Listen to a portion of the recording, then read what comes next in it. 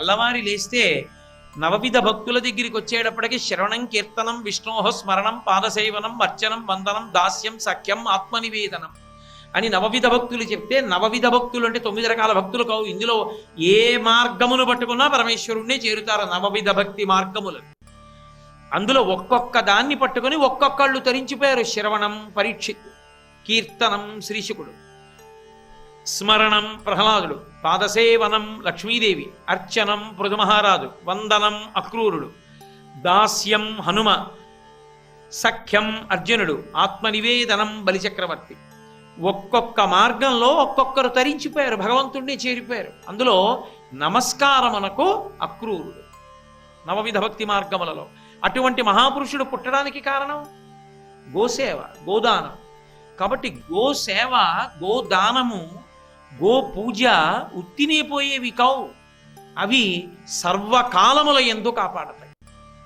అంతవరకు ఎందుకు, అసలు వెంకటేశ్వర స్వామి వారి అవతార ప్రకటనం అవడానికి కారణం వాడు విసిరినటువంటి గొడ్డలి గోవు రూపంలో ఉన్నటువంటి బ్రహ్మగారి మీదకి వెళ్ళి పడుతున్నప్పుడు కదా, గోవు తన కళ్ళ ముందు చెనకపడకూడదని వాల్మీకంలో ఉన్నవాడు తటాలను పైకొస్తే ఆ గొడ్డలి వచ్చి ఆయన తలకి తగిలితే సప్తతాళ ప్రమాణైన రక్తస్ఫూర్తి రభుస్తథా, 7 తాటి చెట్లంత రక్తం పెరిగింది. అంటే అంత రక్తం తనది పైకొచ్చినా సరే ఒక గోవుని రక్షించడానికి వెంకటేశ్వరావతారం పైకొచ్చి.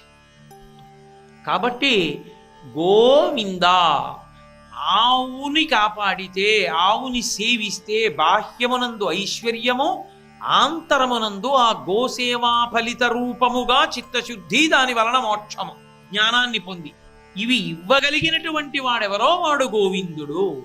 కాబట్టి గోవిందా గోవిందా గోవిందా అని అనుకోవడం వల్ల ఏమొస్తుంది అంటే, ఏదో ఇవేవి మనకి అతీతంగా ఎక్కడో ఉన్నటువంటివి కావు. కామధేను వస్తుంది, కల్పవృక్షం వస్తుంది అని చెప్పక్కర్లేదు. మన కళ్ళ ముందు తిరుగాడుతున్నవి. భూమి మీద నిలబడకుండా ఎవడుంటాడు? ఆ భూమి పట్ల పవిత్ర భావన పెరగడమే పరమేశ్వరుణ్ణి చేరిపోవడానికి మార్గమైపోతుంది. ఇది ఇవ్వగలిగినటువంటి నామము గోవిందనామం. ఎందుకని? ఎవరు పేరు పెట్టి పిలుస్తున్నామో వాడికి ఇది ఇచ్చే లక్షణం ఉంది అని శాస్త్రం చెప్తోంది. కాబట్టి అందుకని గోవిందా. అందుకే వెంకటాచల క్షేత్రంలో తెలిసి ఎక్కనివ్వండి, తెలియక ఎక్కనివ్వండి, గోవిందనామంతో ఆ నామం చెప్తూనే కొండెక్కుతూ ఉంటారు.